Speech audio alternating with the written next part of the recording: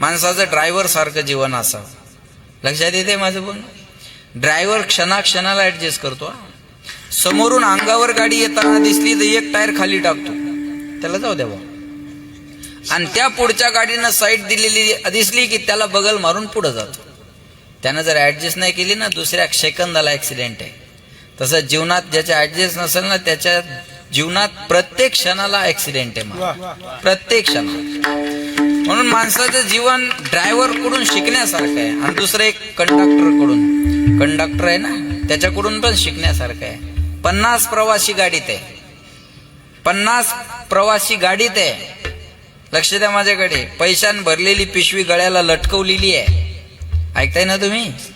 पण या 50 प्रवाशातला कोण कधी उतरणार आहे माहित नाही. 50 प्रवाशातला कोण कधी उतरणार आहे माहिती नाही. आणि पैशान भरलेली पिशवी बी आपली नाही.